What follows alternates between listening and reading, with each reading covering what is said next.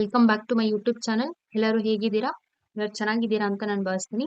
So ಇವತ್ತಿನ ವಿಡಿಯೋದಲ್ಲಿ ನಾನು ನಿಮಗೆ HTML ಆನಿಮೇಷನ್ ಬಗ್ಗೆ ಹೇಳ್ಕೊಡ್ತೀನಿ. HTML ಮತ್ತೆ CSS ಟುಗೆದರ್ನ ನಾವು ಯೂಸ್ ಮಾಡಿಕೊಂಡು ಹೇಗೆ ಒಂದು ಆನಿಮೇಷನ್ನ ಮಾಡ್ತೀವಿ ಅಂತ ಹೇಳ್ಕೊಂಡು ಒಂದು ಸಿಂಪಲ್ ಒಂದು ಅಂದ್ರೆ ಸ್ಟಾರ್ಟಿಂಗ್ ಫ್ರಮ್ ಬೇಸಿಕ್ ಟು ನೀವು ಹೈ ಲೆವೆಲ್ಗೆ ಹೋಗ್ಬೇಕಲ್ವಾ. ಸೊ ಅದಕ್ಕೆ ನಾನು ನಿಮಗೆ ಬೇಸಿಕ್ ಹೇಳ್ಕೊಡ್ತೀನಿ. ಇದಕ್ಕಿಂತ ಬೇಸಿಕ್ ನಿಮ್ಗೆ ಆಲ್ರೆಡಿ ಗೊತ್ತಿರುತ್ತೆ. ಈವನ್ ನಿಮ್ಗೆ ಏನೋ ಗೊತ್ತಿಲ್ಲ ಅಂದ್ರೆ ನಾನು ಸಪ್ರೇಟ್ ವಿಡಿಯೋ ಮಾಡ್ಕೊಡ್ತೀನಿ. ಸೊ ಇದನ್ನ ನಾನು ತಗೊಂಡಿದ್ದೀನಿ, ಇಲ್ಲಿ ನೋಡ್ತಿದ್ದೀರಲ್ಲ, ಈ ಔಟ್ಪುಟ್ ನಾನು ರಿಫ್ರೆಶ್ ಮಾಡ್ತೀನಿ. ನೋಡ್ಬೋದು ಯಾವ ತರ ಬರ್ತಿದೆ ಅಂತ. ನಂಗೆ ಈ ತರ ಬಾಕ್ಸ್ ಒಂದು ನಾನು 3 ಬಾಕ್ಸ್ ನ ತಗೊಂಡಿದ್ದೀನಿ. 3 ಬಾಕ್ಸ್ ಕಂಟೈನರ್ಸ್ 3 ಕಂಟೈನರ್ಸ್ ಯೂಸ್ ಮಾಡ್ಕೊಂಡು ಈ ತರ ಒಂದು ಬರೋ ತರ ಮಾಡಿದೀನಿ. ಇದು ಔಟ್ಪುಟ್ ಇವಾಗ ನೀವೇನ್ ನೋಡ್ತಿದ್ದೀರಾ ಇದು ನನಗೆ ಬಂದಿರೋಂತ ಔಟ್ಪುಟ್. ಈ ತರ ನಾವು ಮಾಡ್ಬೇಕಂತಂದ್ರೆ, ಈ ತರ ಬರ್ಬೇಕಂದ್ರೆ ನಮ್ಗೆ ಔಟ್ಪುಟ್ ಏನ್ ಮಾಡ್ಬೇಕು ಅಂತ ನಾನು ನಿಮ್ಗೆ ಹೇಳ್ಕೊಡ್ತೀನಿ. ನೀವು ಯಾವ್ದೇ ಕಾರಣಕ್ಕೂ ವಿಡಿಯೋ ಪಾಸ್ ಮಾಡ್ದಿರಾ ಪ್ಲೀಸ್ ವಿಡಿಯೋನ ಫುಲ್ ಕಂಪ್ಲೀಟ್ ಆಗಿ ನೋಡಿ, ನಿಮ್ಗೆ ನೀಟಾಗಿ ಅರ್ಥ ಆಗುತ್ತೆ. ಓಕೆನಾ? ನಾನು ಸ್ಟಾರ್ಟ್ ಮಾಡ್ತೀನಿ. ನೀವು ಸ್ಟಾರ್ಟ್ ಮಾಡ್ಬೇಕಂತಂದ್ರೆ ಫಸ್ಟ್ ನಾವು HTML ಮತ್ತೆ CSS ನ ಯೂಸ್ ಮಾಡ್ತಾ ಇರೋದ್ರಿಂದ ವಿಜುವಲ್ ಸ್ಟುಡಿಯೋ ಕೋಡ್ ನಾನು ಆಲ್ರೆಡಿ ಓಪನ್ ಮಾಡಿದ್ದೀನಿ. ಇಲ್ಲಿ ನಾನು ಒಂದು ಫೋಲ್ಡರ್ ಕ್ರಿಯೇಟ್ ಮಾಡಿದ್ದೀನಿ, ನ್ಯೂ ಫೋಲ್ಡರ್ ಕ್ರಿಯೇಟ್ ಮಾಡಿದ್ದೀನಿ ಫಾರ್ ಯೂಟ್ಯೂಬ್ ಅಂತಾನೆ. ಯೂಟ್ಯೂಬ್ ಅಂತ ನಾನು ಸೆಲೆಕ್ಟ್ ಮಾಡ್ತೀನಿ. ನಾನು ಆಲ್ರೆಡಿ ಫೋಲ್ಡರ್ಸ್ ನಾನು ಏನೇನು HTML CSS ಫೈಲ್ಸ್ ಮಾಡ್ತಿದ್ದೀನೋ ಅದರ ಆಲ್ರೆಡಿ ಫೋಲ್ಡರ್ ಕ್ರಿಯೇಟ್ ಮಾಡ್ಕೊಂಡಿದ್ದೀನಿ. ಸೊ ಅಂತ ತಗೋಬೇಕು. ಈಗ ನಾನು ಈ ಒಂದು ಫೋಲ್ಡರ್ ಅಲ್ಲಿ ಯೂಟ್ಯೂಬ್ ಫೋಲ್ಡರ್ ಅಲ್ಲಿ ಒಂದು ಫೈಲ್ ನ ಕ್ರಿಯೇಟ್ ಮಾಡ್ತೀನಿ. ಏನಪ್ಪಾ ಅಂತಂದ್ರೆ ಆನಿಮೇಷನ್ ಡಾಟ್ HTML ಅಲ್ವಾ. ನೋಡ್ತಾ ಇರ್ಬೋದು, ಆನಿಮೇಷನ್ ಡಾಟ್ HTML ಅಂತ ಫೈಲ್ ಎಕ್ಸ್ಟೆನ್ಷನ್ HTML ಅಂತ ಕೊಡ್ಬೇಕು. ಡಾಟ್ HTML ಅನ್ನೋದೇ ಇರಬೇಕು ಫೈಲ್ ನೇಮ್. ನೆಕ್ಸ್ಟ್ ಅಗೈನ್ ನಾನು ಇಲ್ಲಿ ಇನ್ನೊಂದು ಫೈಲ್ ನ ಕ್ರಿಯೇಟ್ ಮಾಡ್ತೀನಿ, ಅದು ಆನಿಮೇಷನ್ ಡಾಟ್ CSS ಅಂತ. ನಾವು CSS ನ ಯೂಸ್ ಮಾಡ್ತಿದೀವಿ ಅಂತಂದ್ರೆ ಬೋತ್ ನಮ್ಗೆ HTML ಫೈಲು ಬೇಕು ಮತ್ತೆ CSS ಫೈಲ್ ಕೂಡ ಬೇಕು. ಸೊ ಅದಕ್ಕೆ ಡಾಟ್ CSS ಅಂತ ತಗೊಂತಾ ಇದೀನಿ. ನೋಡಿದ್ರಲ್ವಾ? ಈಗ ನಾವು ಆನಿಮೇಷನ್ ಡಾಟ್ HTML ಅಲ್ಲಿ ನಾನು ನಿಮ್ಗೆ ಏನ್ ಮಾಡ್ತೀನಪ್ಪ ಅಂತಂದ್ರೆ ಶಿಫ್ಟ್ ಈ ಒಂದು ಸಿಂಬಲ್ ಶಿಫ್ಟ್ ಪ್ಲಸ್ ಈ ಸಿಂಬಲ್ ನ ನೀವು ಟೈಪ್ ಮಾಡಿ ಎಂಟರ್ ಮಾಡಿದ್ರೆ ನಿಮ್ಗೆ structure of the HTML page ಬರುತ್ತೆ. ಸ್ಟ್ರಕ್ಚರ್ ಆಫ್ ದಿ HTML ಬರುತ್ತೆ, ಬೇಸಿಕ್ ಸ್ಟ್ರಕ್ಚರ್ ಬರುತ್ತೆ. ಸೊ ಈಗ ನೀವು CSS ಫೈಲ್ ನ ಲಿಂಕ್ ಮಾಡಬೇಕು. ಯಾವತ್ತೇ ಆದ್ರೂ CSS ನ ನೀವು ಅದ್ರಲ್ಲಿ ಯೂಸ್ ಮಾಡ್ತಿದ್ದೀರಾ ಅಂತಂದ್ರೆ ಫಸ್ಟ್ CSS ಫೈಲ್ ನ ಲಿಂಕ್ ಮಾಡಬೇಕು. ತುಂಬಾ ಜನ ಏನ್ ಮಾಡ್ತಾರೆ ಅಂತಂದ್ರೆ ಎಲ್ಲಾ ಬರ್ದಿರ್ತಾರೆ, CSS ಪ್ರಾಪರ್ಟೀಸ್ ಏನೇನಿದೆಯೋ ಎಲ್ಲಾನು ಯೂಸ್ ಮಾಡಿರ್ತಾರೆ, ಟೈಪ್ ಮಾಡಿರ್ತಾರೆ. ಮತ್ತೆ ಈವನ್ ದೋ ಅವ್ರ ಕಂಟೈನರ್ ಎಲ್ಲ ಕ್ರಿಯೇಟ್ ಮಾಡಿರ್ತಾರೆ, ಬಟ್ ಲಿಂಕ್ ಮಾಡಿರಲ್ಲ. ಸೊ ಅವಾಗ ಅದು ಔಟ್ಪುಟ್ ಬರಲ್ಲ. ಸೊ ಅದಕ್ಕೆ ಲಿಂಕ್ ಅಂತ ನೀವು ಟೈಪ್ ಮಾಡಿ ಎಂಟರ್ ಮಾಡಿದ್ರೆ ನಿಮ್ಗೆ ಲಿಂಕ್ ಟ್ಯಾಗ್ ಓಪನ್ ಆಗುತ್ತೆ. ಲಿಂಕ್ ಟ್ಯಾಗ್ ಅಲ್ಲಿ ನಮ್ಗೆ REL ಸ್ಟೈಲ್ ಶೀಟ್ ಮತ್ತೆ HREF ಲಿಂಕ್ ನ ನಾವು ಪಾಸ್ ಮಾಡಬೇಕು. ಡಾಟ್ ಸ್ಲಾಶ್ ಅಂತ ನೀವು ಟೈಪ್ ಮಾಡಿದಾಗ ರಿಲೇಟಿವ್ ಪಾಸ್ ಏನೇನಿದೆ, ರಿಲೇಟಿವ್ ಫೈಲ್ಸ್ ಆಗಲಿ ರಿಲೇಟಿವ್ ಇಮೇಜಸ್ ಏನಿದೆಯೋ ಎಲ್ಲಾನು ನಿಮ್ಗೆ ಡಿಸ್ಪ್ಲೇ ಆಗುತ್ತೆ. ಸೊ ಇವಾಗ ರಿಲೇಟಿವ್ ನಮ್ಗೆ ಏನಿದೆ ಆನಿಮೇಷನ್ ಡಾಟ್ CSS ಅಂತ ಇದೆ. ಸೊ ಅದನ್ನ ನಾನು ಎಂಟರ್ ಮಾಡಿದ್ರೆ ಈ ತರ ಬರುತ್ತೆ. ನೆಕ್ಸ್ಟ್ ಈಗ ನಾವು ಏನೇ ಒಂದು ಸ್ಟ್ರಕ್ಚರ್ ಒಂದು ವೆಬ್ ಪೇಜ್ ಅಲ್ಲಿ ನಮ್ಗೆ ಕಾಣಿಸುವಂತ ಸ್ಟ್ರಕ್ಚರ್ ಏನೇ ಇದೆಯೋ ಅದೆಲ್ಲ ನಾವ್ ಏನ್ ಮಾಡ್ಬೇಕು ಅಂತಂದ್ರೆ ಬಾಡಿಯಲ್ಲಿ ನಾವು ಟೈಪ್ ಮಾಡ್ಬೇಕು. ಸೊ ನಾನೀಗ ಏನ್ ಮಾಡ್ತೀನಿ ಅಂತಂದ್ರೆ ಒಂದು ಮೇನ್ ಕಂಟೈನರ್ ತಗೊಂತೀನಿ. ಕಂಟೈನರ್ ಮೀನ್ಸ್ ಡಾಟ್ ನಾನು ಒಂದು ಬಾಕ್ಸ್ 1 ತಗೊಂತೀನಿ. ಫಸ್ಟ್ ತಗೋಬೇಕಂದ್ರೆ ಬಾಕ್ಸ್ 1 ಅಂತ ಟೈಪ್ ಮಾಡ್ಬೇಕು. ಡಾಟ್ ಬಾಕ್ಸ್ 1 ಯಾಕಂದ್ರೆ ನಾನು ಕ್ಲಾಸ್ ನೇಮ್ ತಗೊಂತಾ ಇದ್ದೀನಿ. ನೀವು ಯಾವತ್ತು ಕ್ಲಾಸ್ ನೇಮ್ ತಗೋಬೇಕಂತಂದ್ರೆ ಕ್ಲಾಸ್ ಅನ್ನೋದು ಒಂದು ಸೆಲೆಕ್ಟರ್ಸ್ ಅಲ್ಲಿ ನಿಮ್ಗೆ ID ಸೆಲೆಕ್ಟರ್ಸ್, ಕ್ಲಾಸ್ ಸೆಲೆಕ್ಟರ್ಸ್, ಈ ತರ ತುಂಬಾ ಸೆಲೆಕ್ಟರ್ಸ್ ಇದೆ. ನಿಮ್ಗೆ ಏನಾದ್ರು ಸಪರೇಟ್ ಆಗಿ ಬೇಕು ಅಂತಂದ್ರೆ ನಾನು ಅದನ್ನ ವಿಡಿಯೋ ಮಾಡ್ತೀನಿ, ಅದ್ರ ಬಗ್ಗೆ ಅಷ್ಟು ಡೀಟೇಲ್ ಆಗಿ ಹೇಳ್ತಿಲ್ಲ. ಯಾವತ್ತು ನೀವು ಕ್ಲಾಸ್ ನೇಮ್ ತಗೊಂತೀರಾ ಅಂತಂದ್ರೆ ಡಾಟ್ ಬಾಕ್ಸ್ 1 ಅಂತ ತಗೋಬೇಕು. ಇಲ್ಲ ಡಾಟ್ ನಿಮ್ಗೆ ಏನೋ ಒಂದು ನೇಮ್ ಬೇಕಂದ್ರೆ ತಗೋಬೇಕು. ID ಅಂತ ಆದ್ರೆ ID ಫಸ್ಟ್ ಅಂತ ತಗೊಂತೀವಿ. ಸೊ ಅದನ್ನ ನಾವು ಆಶ್ ಇಂದ ಯೂಸ್ ಮಾಡ್ತೀವಿ. ಈ ತರ ಮಾಡಿದ್ರೆ ನಿಮ್ಗೆ ಡ್ಯೂ ಟ್ಯಾಗ್ ಬರುತ್ತೆ. ಈ ಡ್ಯೂ ಟ್ಯಾಗ್ ಅನ್ನೋದು ನಾನ್ ಸಿಮ್ಯಾಂಟಿಕ್ ಟ್ಯಾಗ್ ಆಗಿರುತ್ತೆ. ಇದಕ್ಕೆ ಅಷ್ಟೊಂದು ಸ್ಪೆಸಿಫಿಕ್ ಮೀನಿಂಗ್ ಏನು ಇಲ್ಲ, ಜಸ್ಟ್ ಫಾರ್ ಯೂಸ್ಗೆ ನಾವು ತಗೊಂತಿದೀವಿ ಅಷ್ಟೇ. ನಾನು ಬಾಕ್ಸ್ 1 ಅಂತ ತಗೊಂಡಿದ್ದೀನಿ. ನೆಕ್ಸ್ಟ್ ನಾನು ಬಾಕ್ಸ್ 1 ಗೆ ಫೀಚರ್ಸ್ ನ ಆಡ್ ಮಾಡ್ತೀನಿ. CSS ಫೈಲ್ ನ ಓಪನ್ ಮಾಡಬೇಕು. ಇಲ್ಲಿ ನಾನು ಏನ್ ಮಾಡ್ತೀನಿ ಅಂತಂದ್ರೆ ಬಾಕ್ಸ್ 1 ಡಾಟ್ ಬಾಕ್ಸ್ 1 ಅಂತ ತಗೊಂಡು ಈ ತರ ಕರ್ಲಿ ಬ್ರೇಸಸ್ ನ ಯೂಸ್ ಮಾಡಬೇಕು. ಇದರಲ್ಲಿ ನಾನು ಏನ್ ತಗೊಂತೀನಿ ಅಂತಂದ್ರೆ ಹೈಟ್ ತಗೋಬೇಕು. ಯಾಕಂದ್ರೆ ನಾವು ಒಂದು ಬಾಕ್ಸ್ ಬೇಕು ಅಂತಂದ್ರೆ ಹೈಟ್ ಬಿಡ್ತು ಮ್ಯಾಂಡೇಟರಿ ಅಲ್ವಾ. ಸೊ ಹೈಟ್ ಬಂದ್ಬಿಟ್ಟು ನಾನು ಒಂದು 200 ಪಿಕ್ಸೆಲ್ ತಗೊಂತೀನಿ. ಎಲ್ಲಾನು ನಾವು CSS ಪ್ರಾಪರ್ಟಿ ಅಲ್ಲಿ ಪಿಕ್ಸೆಲ್ಸ್ ವ್ಯಾಲ್ಯೂಸ್ ಆಗಿ ತಗೊಂತೀವಿ, ಇಲ್ಲ ಪರ್ಸೆಂಟೈಲ್ ತಗೊಂತೀವಿ, ಇಲ್ಲ BH ಫಾರ್ಮ್ಯಾಟ್ ಅಲ್ಲಿ ತಗೊಂತೀವಿ. ವರ್ಟಿಕಲ್ ಹೈಟ್ ತಗೊಂತೀವಿ. Next background colour background colour ನಮ್ಗೆ ಏನ್ ಬೇಕೋ ಅದು ತಗೋಬಹುದು. ನಾನು ಇಲ್ಲಿ ಆಸ್ ಇಟ್ ಈಸ್ ನಿಮ್ಗೆ ಇದೇ ತರ ಬೇಕಂದ್ರೆ ನಾನು ಅದೇ ತಗೊಂತೀನಿ. ಸೊ ಪರ್ಪಲ್ ನಾನು ಯೂಸ್ ಮಾಡಿದ್ದೀನಿ, ಅದಕ್ಕೆ ನಾನು ಬ್ಯಾಕ್ಗ್ರೌಂಡ್ ಕಲರ್ ಬಂದ್ಬಿಟ್ಟು ಪರ್ಪಲ್ ಅಂತ ತಗೊಂತೀನಿ. ಸೊ ಇಷ್ಟು ನಾನು ಸೇವ್ ಮಾಡಿ, ಈ ಫೈಲ್ನ ಕೂಡ ಸೇವ್ ಮಾಡಿ, ಈ ಫೈಲ್ ನೇಮ್ನ ನೀವು ಕಾಪಿ ಮಾಡಿ ಗೂಗಲ್ ಅಲ್ಲಿ ಬಂದು ಇಲ್ಲಿ ನ್ಯೂ ಟ್ಯಾಬ್ ಅಲ್ಲಿ ಪೇಸ್ಟ್ ಮಾಡಬೇಕು. ಸಿ ಈ ತರ ಬರ್ತಿದೆ ನನಗೆ. ಹೈಟ್ 200 ಪಿಕ್ಸೆಲ್ ಬಂದಿದೆ, ವಿಡ್ತ್ 200 ಪಿಕ್ಸೆಲ್ ಬಂದಿದೆ. ಸೊ ಈ ತರ ಬಂದಾಗ ನಾವ್ ಏನ್ ಮಾಡ್ಬೇಕು ಅಂತಂದ್ರೆ ಡಿಸ್ಪ್ಲೇ ಬ್ಲಾಕ್ ಅಂತ ಕೊಡ್ಬೇಕು. ಯಾಕಂದ್ರೆ ಅದು ಇನ್ಲೈನ್ ಲೆವೆಲ್ ಎಲಿಮೆಂಟ್ ಆಗಿರೋದ್ರಿಂದ ನಾವು ಬ್ಲಾಕ್ ಲೆವೆಲ್ಗೆ ಕನ್ವರ್ಟ್ ಮಾಡಬೇಕು. ಸೊ ಅವಾಗ ಡಿಸ್ಪ್ಲೇ ಪ್ರಾಪರ್ಟಿನ ಯೂಸ್ ಮಾಡಬೇಕು. ಡಿಸ್ಪ್ಲೇ ಬ್ಲಾಕ್ ಅಂತ ಕೊಟ್ಟಾಗ ಅದು ಇನ್ಲೈನ್ ಟು ಬ್ಲಾಕ್ ಲೆವೆಲ್ಗೆ ಕನ್ವರ್ಟ್ ಆಗುತ್ತೆ. ಸೊ ಈಗ ನೋಡೋಣ ಏನ್ ಬರುತ್ತೆ ಅಂತ. ಸೊ ಏನು ಚೇಂಜಸ್ ಇಲ್ಲ. ಡಿಸ್ಪ್ಲೇ ಬ್ಲಾಕ್ ಆದ್ಮೇಲೆ ಜಸ್ಟಿಫೈ ಕಂಟೆಂಟ್ ಸ್ಪೇಸ್ ಈವೆನ್ಲಿ ಅಂತ ತಗೊಂತೀನಿ. ಜಸ್ಟಿಫೈ ಕಂಟೆಂಟ್ ಸ್ಪೇಸ್ ಈವೆನ್ಲಿ ತಗೊಂಡಾಗ ಏನ್ ಚೇಂಜಸ್ ಇಲ್ಲ. ನೆಕ್ಸ್ಟ್ ಇವೆಲ್ಲಾನು ಡಿಪೆಂಡೆಂಟ್. ಯಾವತ್ತಾದ್ರೂ ನೀವು ಡಿಸ್ಪ್ಲೇ ಪ್ರಾಪರ್ಟೀಸ್ ನ ಯೂಸ್ ಮಾಡಿದ್ರೆ ಜಸ್ಟಿಫೈ ಕಂಟೆಂಟ್ ಸ್ಪೇಸ್ ಈವೆನ್ಲಿ ಮತ್ತೆ ಅಲೈನ್ ಐಟಮ್ಸ್ ಸೆಂಟರ್, ಈ ಮೂರು ಡಿಪೆಂಡೆಂಟ್ ಪ್ರಾಪರ್ಟೀಸ್. ನೀವು ಕಂಪಲ್ಸರಿ ಈ ಮೂರನ್ನ ನೀವು ಯೂಸ್ ಮಾಡಲೇಬೇಕಾಗುತ್ತೆ. No changes. ನಾನು ಏನ್ ಮಾಡ್ತೀನಿ ಅಂತಂದ್ರೆ ಪ್ಯಾಡಿಂಗ್ ಟಾಪ್ 50 ಪಿಕ್ಸೆಲ್ ಅಂತ ತಗೊಂತೀನಿ. ನೋಡೋಣ ಏನ್ ಬರುತ್ತೆ ಅಂತ. ಈ ತರ ಬಂದಿದೆ. ಓಕೆ, ನಾವು ನಾನು ಯಾಕೆ ಬಂದಿಲ್ಲ ನನಗೆ ಅಂತಂದ್ರೆ ವಿಡ್ತ್ನ ನಾನು ಪಾಸ್ ಮಾಡಿಲ್ಲ. ನಾನು ಅವಾಗಿಂದ ಥಿಂಕ್ ಮಾಡ್ತಿದ್ದೀನಿ ಯಾಕೆ ಬಂದಿಲ್ಲ ಅಂತ. ವಿಡ್ತ್ನ ನಾನು ಪಾಸ್ ಮಾಡಿಲ್ಲ. Width is equals to 200 pixel ಅಂತ ಕೊಡ್ತೀನಿ. ಬರೀ ಹೈಟ್ ಕೊಟ್ಟಿದ್ದೀನಿ, ಅದಕ್ಕೆ ಅದು ವಿಡ್ತ್ ಕಂಟೈನ್ ಮಾಡ್ಕೊಂತಿಲ್ಲ. ಇವಾಗ ನಾವು ನೋಡೋಣ. ಈ ತರ ಬಂದಿದೆ, ಬಾಕ್ಸ್ ಬಂದಿದೆ ಅಲ್ವಾ. ನಾನು ವಿಡ್ತೇ ಕೊಟ್ಟಿಲ್ಲ, ಸೊ ಅದಕ್ಕೆ ಅದು ಹಾಗೆ ಉಳ್ಕೊಂಡ್ಬಿಟ್ಟಿದೆ. ವಿಡ್ತ್ ಬಂದ್ಬಿಟ್ಟು ಕೊಟ್ಟಿದ್ದೀನಿ. ಈ ತರ ನಮ್ಗೆ ಬಾಕ್ಸ್ ಬಂದಿದೆ. ಇವಾಗ ನಮ್ಗೆ ಬಾಕ್ಸ್ ಒಳಗಡೆ ಇನ್ನ ಒಂದು ಬಾಕ್ಸ್ ಬೇಕಲ್ವಾ.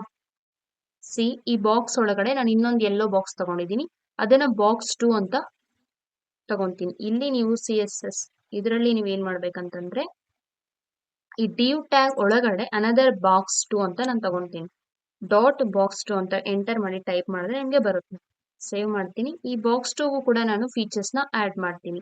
ಓಕೆ,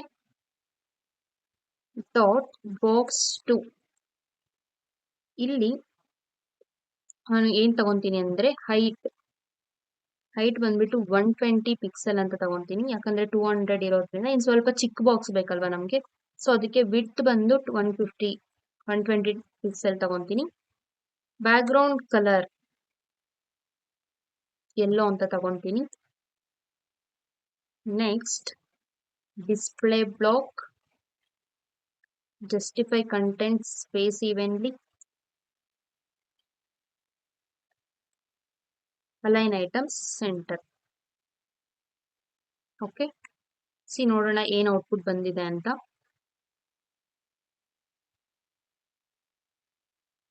ಈ ತರ ಬಂದಿದೆ ನಮ್ಗೆ. ಈ ತರ ಬಂದಾಗ ಇದು ನನಗೆ ಸೆಂಟರ್ ಬೇಕು ಅಂತಂದ್ರೆ ಅವಾಗ ನಾವು ಮಾರ್ಜಿನ್ ಆಟೋ ಅಂತ ಯೂಸ್ ಮಾಡ್ಬೇಕು. ಮಾರ್ಜಿನ್ ಪ್ರಾಪರ್ಟಿನ ಯೂಸ್ ಮಾಡ್ಬೇಕು. ಮಾರ್ಜಿನ್ ಆಟೋ ಅಂತ ತಗೊಂತೀನಿ ನಾನು. ಏನ್ ಔಟ್ಪುಟ್ ಬರುತ್ತೆ ನೋಡೋಣ. ನೋ ಚೇಂಜಸ್ ಅಲ್ವಾ. ಈಗ ನಾನು ಏನ್ ಮಾಡ್ತೀನಿ ಅಂತಂದ್ರೆ ಪ್ಯಾಡಿಂಗ್ ಟಾಪ್ ಅಂತ ತಗೊಂತೀನಿ. ಪ್ಯಾಡಿಂಗ್ ಟಾಪ್ 30 ಪಿಕ್ಸೆಲ್ ಅಂತ ಕೊಡ್ತೀನಿ. Will see what will happen. ಈ ತರ ಬಂದಿದೆ. ಓಕೆ, ನಾನು ಅಲೈನ್ ಐಟಮ್ ಸೆಂಟರ್ ಅಂತಾನು ತಗೊಂಡಿದ್ದೀನಿ. ಡಿಸ್ಪ್ಲೇ ಬ್ಲಾಕ್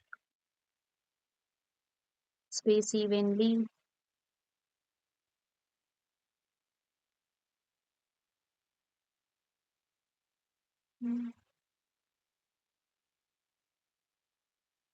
ಇದನ್ನ ನಾವು ಮತ್ತೆ ಚೇಂಜ್ ಮಾಡ್ಕೋಬಹುದು. ನೆಕ್ಸ್ಟ್ ಈಗ ನಾನು ಮತ್ತೆ ಅನದರ್ ಬಾಕ್ಸ್ 3 ತಗೊಂತೀನಿ. ಇದಕ್ಕೂ ಕೂಡ CSS ಪ್ರಾಪರ್ಟೀಸ್ ನ ಆಡ್ ಮಾಡೋಣ. Dot box 3 height 70 pixel, width 70 pixel,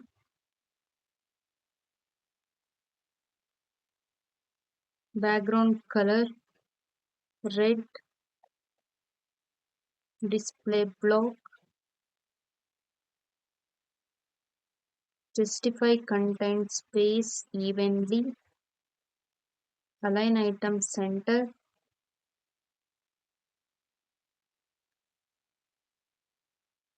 margin auto.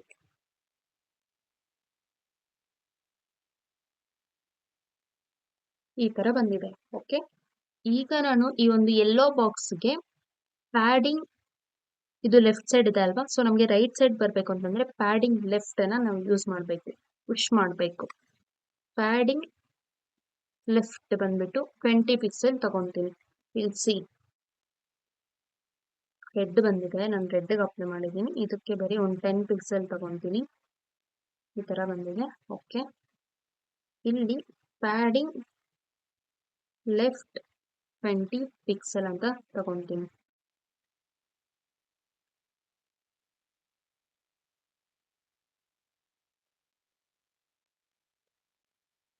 ಈ ತರ ಬಂದಿದೆ.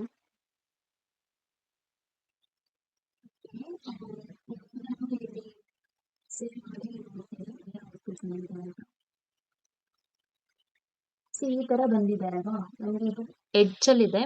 ನಾನು ಏನ್ ಮಿಸ್ಟೇಕ್ ಮಾಡಿದೀನಿ ಅಂತ ನೋಡೋಣ. ಸಿ ಎಲ್ಲ ಕರೆಕ್ಟ್ ಆಗಿ ಕೊಟ್ಟಿದ್ದೀನಿ. ಇಲ್ಲಿ margin, okay, box C, okay, margin auto ಅಂತ ಕೊಡ್ಬೇಕು, ನಾಟ್ ಮಾರ್ಜಿನ್ ಟಾಪ್ ಅಂತ. ಮಾರ್ಜಿನ್ ಸೇವ್ ಮಾಡೋಣ. ಇವಾಗ ನೋಡೋಣ ಏನು ಔಟ್ಪುಟ್ ಬಂದಿದೆ ಅಂತ. ಓಕೆ, ಬಂದಿದೆ ಅಲ್ವಾ. ಸೊ ಇದೇ ತರ ಕರೆಕ್ಟ್ ಆಗಿ ಸೆಂಟರ್ಗೆ ಬಂದಿದೆ. ಓಕೆ, ನಿಮ್ಗೆ ಇನ್ನ ಒಂದು ಸೆಂಟರ್ಗೆ ಬೇಕು ರೆಡ್ ಅಂತಂದ್ರೆ ನೀವು ಪ್ಯಾಡಿಂಗ್ ನ ಯೂಸ್ ಮಾಡ್ಬೋದು. ಪ್ಯಾಡಿಂಗ್ ಸಿ ರೆಡ್ ಇನ್ ಸ್ವಲ್ಪ ಮೇಲೆಗೆ ಬೇಕು ಅಂತಂದ್ರೆ ಪ್ಯಾಡಿಂಗ್ ಬಾಟಮ್ ನ ನೀವು ಯೂಸ್ ಮಾಡ್ಬೋದು.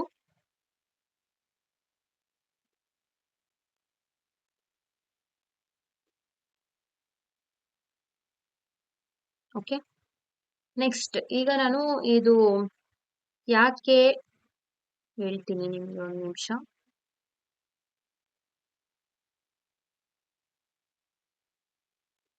ಸಿ ಈಗ ನಾವು ಒಂದು ಜಸ್ಟ್ ನಮ್ಗೆ ಅಲ್ಲಿ ಕಾನ್ಸ್ಟೆಂಟ್ ಆಗಿದೆ ಅಲ್ವಾ, ಔಟ್ಪುಟ್ ಮೂವ್ ಆಗ್ತಿಲ್ಲ, ಏನು ಮೂವ್ ಆಗ್ತಿಲ್ಲ. ಸೊ ಮೂವ್ ಆಗ್ಬೇಕಂತಂದ್ರೆ ನಾವು ಆನಿಮೇಷನ್ ನ ನಾವು ಯೂಸ್ ಮಾಡ್ಬೇಕು. ಆನಿಮೇಷನ್ ಅನ್ನೋ ಒಂದು ಆಟ್ರಿಬ್ಯೂಟ್ ನ ಯೂಸ್ ಮಾಡ್ಬೇಕು. ಸೊ ಅದಕ್ಕೆ ನಾವು ಏನ್ ಮಾಡ್ತೀವಿ ಅಂತಂದ್ರೆ ಆನಿಮೇಷನ್ ನೇಮ್ ನ ನಾವು ತಗೋಬೇಕು. ಸೊ ಆನಿಮೇಷನ್ ನೇಮ್ ಪ್ಲಸ್ ನಾನು ಒಂದು ಸೆಕೆಂಡ್ಸ್, ನಮ್ಗೆ ಎಷ್ಟು ಸೆಕೆಂಡ್ಸ್ ಬೇಕು, ಎಷ್ಟು ಸೆಕೆಂಡ್ಸ್ ಅದು ಮೂವ್ ಆಗ್ಬೇಕು ಅಂತ ನಾನು duration, animation name plus duration ಎರಡಕ್ಕೂ ಆನಿಮೇಷನ್ ಅಂತ ತಗೊಂತಾ ಇದ್ದೀನಿ. ಆನಿಮೇಷನ್ ನೇಮ್ ನಮ್ಗೆ ಅದು ರನ್ ಆಗ್ಬೇಕಲ್ವಾ, ಸೊ ಅದಕ್ಕೆ ನಾನು ರನ್ ಅಂತ ತಗೊಂತಾ ಇದ್ದೀನಿ. ಎಷ್ಟು ಸೆಕೆಂಡ್ಸ್ ನನಗೆ ರನ್ ಆಗ್ಬೇಕಂತಂದ್ರೆ 4 ಸೆಕೆಂಡ್ಸ್ ಆದ್ರೆ ಸಾಕು. ಸೊ ಈಗ ನಾನು ಇದನ್ನ ಸೇವ್ ಮಾಡ್ತೀನಿ. ನೋಡೋಣ, ಏನು ಚೇಂಜಸ್ ಇಲ್ಲ ಅಲ್ವಾ. ನೆಕ್ಸ್ಟ್ ಅಗೇನ್ ಎಲ್ಲದಕ್ಕೂ ನಾವು ಈ ತರ ಆನಿಮೇಷನ್ ನೇಮ್ ನ ನಾವು ತಗೋಬೇಕು. ಆನಿಮೇಷನ್ ನೇಮ್ ಎಲ್ಲದಕ್ಕೂ ಕಾಮನ್ ನೇಮ್. ಇಲ್ಲಿ ನನಗೆ 8 ಸೆಕೆಂಡ್ಸ್ ಬೇಕು. ಯಾಕೆ 8 ಸೆಕೆಂಡ್ಸ್ ಅಂತ ನಿಮ್ಗೆ ಹೇಳ್ತೀನಿ. ಓಕೆ, ನಾನು ಇಲ್ಲಿ ಆನಿಮೇಷನ್ ಡಿಲೇ ಅಂತ ತಗೊಳಲ್ಲ, ಮತ್ತೆ ನಿಮ್ಗೆ ಹೇಳ್ಕೊಡ್ತೀನಿ ಯಾಕೆ ಡಿಲೇ ತಗೊಂತೀನಿ ಅಂತ. ಇವಾಗ ಜಸ್ಟ್ ಇದನ್ನ ಯೂಸ್ ಮಾಡ್ತಾ ಇದ್ದೀನಿ. ಆನಿಮೇಷನ್ ರನ್, ಇಲ್ಲಿ 16 ಸೆಕೆಂಡ್ಸ್ ಅಂತ ತಗೊಂತೀನಿ. ಈಗ ಸೇವ್ ಮಾಡಿ ನೋಡೋಣ. Nothing is happening, right. So ಅದು ರನ್ ಆಗ್ಬೇಕಂತಂದ್ರೆ ನಮ್ಗೆ ಒಂದು ಕೀವರ್ಡ್ ಇದೆ, ಅದು ಅಟ್ ಕೀ ಫ್ರೇಮ್ಸ್ ಒಂದು ಮೆಥಡ್ ಇದೆ. ಅಟ್ ಕೀ ಫ್ರೇಮ್ಸ್ ಈ ಒಂದು ಸಿಂಟ್ಯಾಕ್ಸ್ ನ ನಾವು ಯೂಸ್ ಮಾಡಬೇಕು. ಕಾಣಿಸ್ತಿದೆ ಅಲ್ವಾ.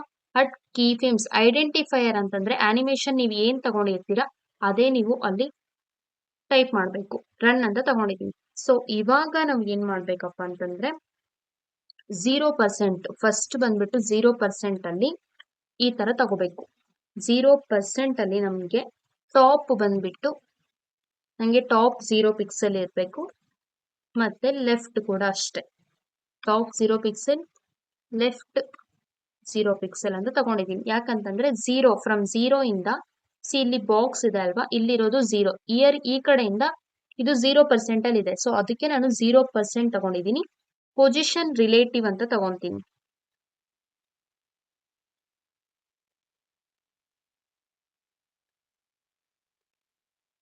ಪೊಸಿಷನ್ ರಿಲೇಟಿವ್, ಓಕೆನಾ. ನೆಕ್ಸ್ಟ್ 0 ಪರ್ ಅಂತಂದ್ರೆ ಒಂದ್ ನಿಮಿಷ ನೋಡಿಲಿ. ಇಲ್ಲಿಂದ ಇಲ್ಲಿಗೆ ಬರಕ್ಕೆ 1 ಮೂಮೆಂಟ್, ಇಲ್ಲಿಂದ ಇಲ್ಲಿಗೆ ಬರಕ್ 1 ಮೂಮೆಂಟ್, ಇಲ್ಲಿಂದ ಇಲ್ಲಿಗೆ ಬರಕ್ 1 ಮೂಮೆಂಟ್, ಇಲ್ಲಿಂದ ಇಲ್ಲಿಗೆ ಬರಕ್ 1 ಮೂಮೆಂಟ್. ಸೊ ಟೋಟಲ್ 5 ಕಂಡೀಷನ್ಸ್ ಇರಬೇಕು ಅಲ್ವಾ. ಸೊ ಅದಕ್ಕೆ 5 ಕಂಡೀಷನ್ಸ್ ನಾನು ಮತ್ತೆ 100 ಅಲ್ಲಿ 5 ಡಿವೈಡ್ ಮಾಡಿದ್ರೆ 25 ಬರುತ್ತೆ ಅಲ್ವಾ. ಸೊ ನೆಕ್ಸ್ಟ್ 25% ಅಂತ ತಗೊಂತಾ ಇದೀನಿ. 25% ಅಲ್ಲಿ ನನಗೆ ಟಾಪ್ ಬಂದ್ಬಿಟ್ಟು 0 ಅಲ್ಲೇ ಇರಬೇಕು. ಯಾಕಂತಂದ್ರೆ ನಾನು ಏನು ಚೇಂಜ್ ಮಾಡ್ತಾ ಇಲ್ಲ, ಪುಷ್ ಮಾಡ್ತಾ ಇದೀನಿ ಅಲ್ವಾ. ಸೊ ಫ್ರಮ್ 0 ಟು ನಾನು ಪುಷ್ ಮಾಡ್ತಿರೋದು ಲೆಫ್ಟ್ ಸೈಡ್. ಸೊ ಅದಕ್ಕೆ ನಾನು ಟಾಪ್ 0ನೇ ತಗೊಂತಾ ಇದ್ದೀನಿ, 0 ಪಿಕ್ಸೆಲ್. ನೆಕ್ಸ್ಟ್ ಲೆಫ್ಟ್ ಎಷ್ಟು ತಗೊಂತಾ ಇದೀನಿ ನಾನು ಪುಷ್ ಮಾಡ್ತಾ ಇರೋದ್ರಿಂದ. ಸೊ ಲೆಫ್ಟ್ ಬಂದ್ಬಿಟ್ಟು 300 ಪಿಕ್ಸೆಲ್ ಅಂತ ತಗೊಂತೀನಿ. ಓಕೆ, ನೆಕ್ಸ್ಟ್ ಪೊಸಿಷನ್ ರಿಲೇಟಿವ್ ಅಂತ ನೀವು ಇದು ಎಲ್ಲದಕ್ಕೂ ಮ್ಯಾಂಡೇಟರಿ ಹಾಕ್ಬೇಕು. ಓಕೆ, ನೆಕ್ಸ್ಟ್ 50%, 25 ಆದ್ಮೇಲೆ 50%. ಇಲ್ಲಿ ಟಾಪ್ ಬಂದ್ಬಿಟ್ಟು ಇನ್ಕ್ರೀಸ್ ಮಾಡ್ತಾ ಇದ್ದೀನಿ ನಾನು. ಟಾಪ್ 300ಗಿಂತ 400, 300 ಈ ಲೆಫ್ಟ್ ಇದೆಲ್ಲ ಇದಕ್ಕಿಂತ ಜಾಸ್ತಿ ಇರಬೇಕು. ನೆಕ್ಸ್ಟ್ ಲೆಫ್ಟ್ ಬಂದ್ಬಿಟ್ಟು ಸೇಮ್ ತಗೊಂತೀನಿ, ಯಾಕಂದ್ರೆ ಲೆಫ್ಟ್ ಸೈಡ್ ಸೇಮ್, ನಾನು ರೈಟ್ ಸೈಡ್ಗೆ ಅಲ್ವಾ ಪುಷ್ ಮಾಡ್ತಿರೋದು, ಅದಕ್ಕೆ ಟಾಪ್ ಮಾತ್ರ ತಗೊಂತಾ ಇದೀನಿ. 300 ಪಿಕ್ಸೆಲ್ ಆಸ್ ಇಟ್ ಈಸ್ ಹಂಗೆ ಹಾಕ್ತೀನಿ. Okay, position relative. Okay, next 75% the ಟಾಪ್ನ ನಾವು ಫಿಕ್ಸ್ಡ್ ಇಡಬೇಕು. 75% ಅಲ್ಲಿ ಕೂಡ ಅಷ್ಟೇ ಟಾಪ್ ಫಿಕ್ಸ್ ಇರುತ್ತೆ, 0 ಪಿಕ್ಸೆಲ್. ಲೆಫ್ಟ್ ಬಂದ್ಬಿಟ್ಟು ಡಿಕ್ರೀಸ್ ಮಾಡಬೇಕು, ಲೆಫ್ಟ್ 0 ಪಿಕ್ಸೆಲ್ ಅಂತ ತಗೊಂತೀನಿ ನಾನು.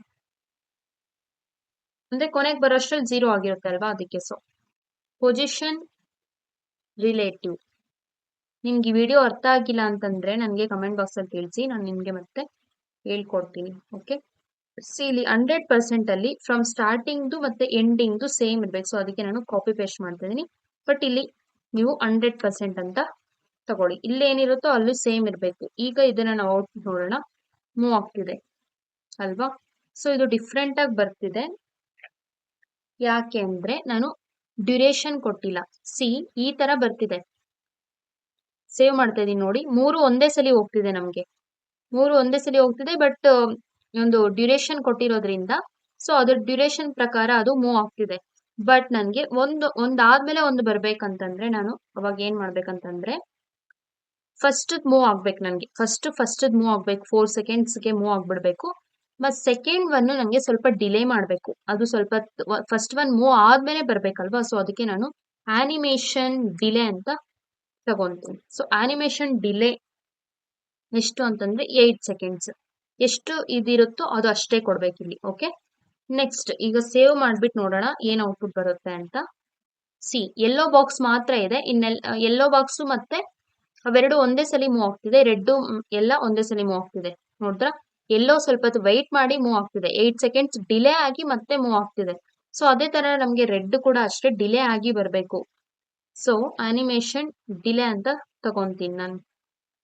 ಆನಿಮೇಷನ್ ಡಿಲೇ ಎಷ್ಟಂದ್ರೆ 16 ಸೆಕೆಂಡ್ಸ್ ನನಗೆ ವೈಟ್ ಮಾಡಿ ಅದು ಬರಬೇಕು. ಸೊ ಇವಾಗ ನೋಡೋಣ ಏನ್ ಬರ್ತಿದೆ ಔಟ್ಪುಟ್ ಅಂತ. ನೋಡ್ಬೋದು 4 ಒಂದೇ ಸಲ ಮೂವ್ ಆಗಿ ಬರ್ತಿದೆ. ನೆಕ್ಸ್ಟ್ ಅಗೇನ್ ಅದು ರಿಟರ್ನ್ ಬ್ಯಾಕ್ ಹೋಗಿ ಅದು ಹೋಮ್ ಪ್ಲೇಸ್ಗೆ ಹೋಗಿ ಮತ್ತೆ ಸ್ವಲ್ಪ ಹೊತ್ತು ವೈಟ್ ಮಾಡಿ, ಅಂದ್ರೆ 6 ಸೆಕೆಂಡ್ಸ್ ವೈಟ್ ಮಾಡಿ ಮೂವ್ ಆಗ್ತಿದೆ. ಈ ತರ ಔಟ್ಪುಟ್ ಬಂದಿದೆ. ಸೊ ಇದು ಜಸ್ಟ್ ಆನಿಮೇಷನ್ ಅಷ್ಟೇ, ಒಂದು ಗೇಮ್ಸ್ ಎಲ್ಲಾನು ಇದು ಯೂಸ್ ಮಾಡ್ತಾರೆ, ಜಸ್ಟ್ ಹೇಳ್ಕೊಟ್ಟಿದ್ದೀನಿ. ಸೊ ಯಾರೆಲ್ಲ ನನ್ನ ಚಾನಲ್ನ ಸಬ್ಸ್ಕ್ರೈಬ್ ಮಾಡದೆ ನೋಡ್ತಿದ್ರು ಪ್ಲೀಸ್ ಸಬ್ಸ್ಕ್ರೈಬ್ ಮಾಡ್ಕೊಳ್ಳಿ, ಸಬ್ಸ್ಕ್ರೈಬ್ ಮಾಡ್ಕೊಂಡು ನೋಡಿ, ಹಾಗೆ ಬೆಲ್ ಐಕಾನ್ ಕೂಡ ಆಕ್ಟಿವ್ ಮಾಡ್ಕೊಳ್ಳಿ.